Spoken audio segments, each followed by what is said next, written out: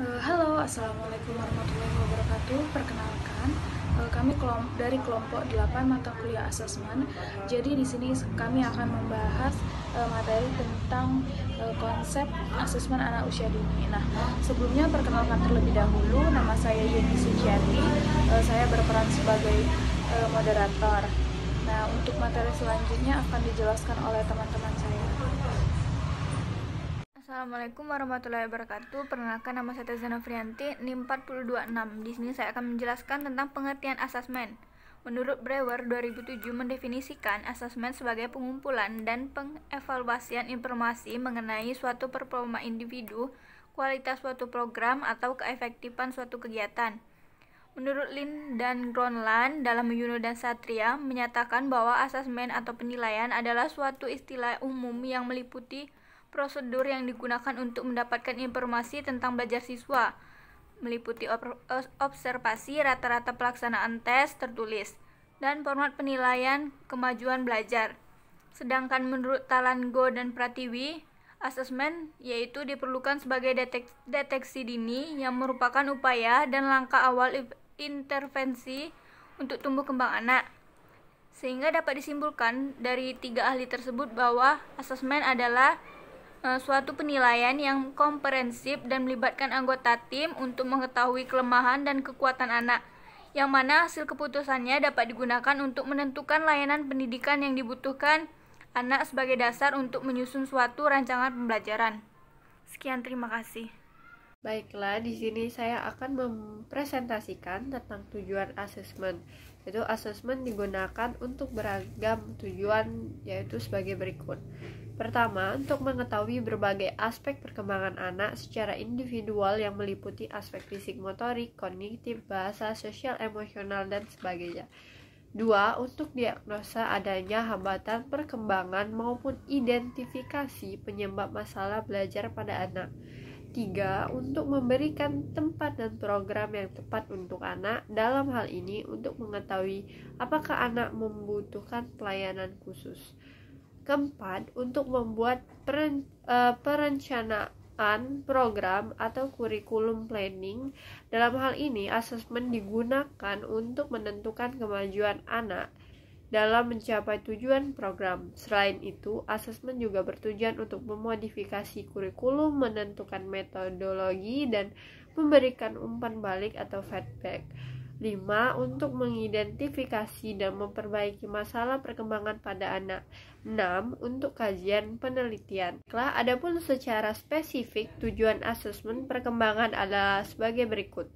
1. Memberikan informasi perkembangan yang spesifik. 2. Membantu guru menetapkan tujuan dan merencanakan program. 3. Mendapatkan profil anak atau guru dan orang tua. 4. Bermanfaat untuk diagnosa anak berkebutuhan khusus sehingga dapat dibuat program pendidikan individual dan layanan untuk keluarga.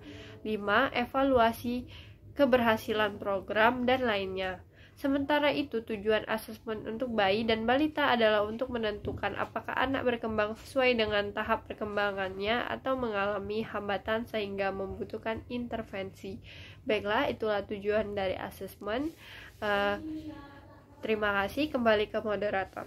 Baiklah, saya Gita Rosa Amelia. Di sini saya akan melanjutkan pemaparan dari materi kami, yaitu manfaat asesmen. National Early Childhood Assessment Research Group menjelaskan manfaat asesmen yang harus digunakan secara tepat pada anak usia dini, yaitu yang pertama, mendukung belajar anak, yang kedua, mengidentifikasi anak apakah berkembang secara normal atau berkebutuhan khusus, yang ketiga, mengevaluasi program dan memonitor kebutuhan anak, yang keempat, sebagai wujud tanggung jawab.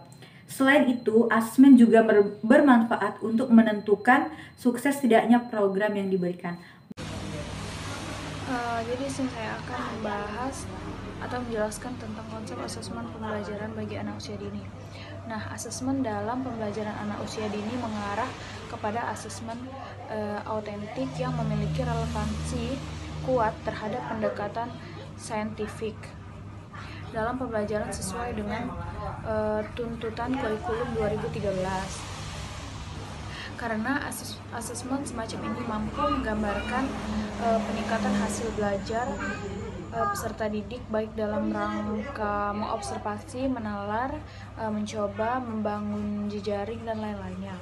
Asesmen autentik cenderung fokus pada tugas-tugas kompleks atau kontekstual, memungkinkan peserta didik untuk menunjukkan kompetensi mereka dalam pengaturan yang lebih autentik.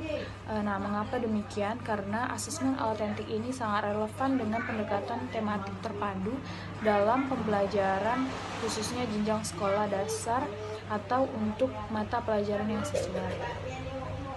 Assalamualaikum warahmatullahi wabarakatuh. Perkenalkan, nama saya Teza Nofrianti, NIM 426. Di sini saya akan menjelaskan tentang aspek perkembangan anak usia dini yang diberikan asesmen. Terdapat beberapa aspek perkembangan anak usia dini yang perlu untuk diberikan asesmen untuk mengetahui ketercapaian setiap tugas perkembangannya. 1. Aspek perkembangan kognitif. Perkembangan ini merupakan perluasan dari kemampuan mental atau intelektual. Kognisi meliputi pengenalan, pemrosesan, pengaturan informasi, serta penggunaan informasi yang tepat, seperti informasi pengetahuan, figuratif yaitu mengenal nama, warna, bentuk, dan sebagainya. Sedangkan pengaturan operatif yaitu menjelaskan cara menggunakan berbagai peralatan dan sebagainya.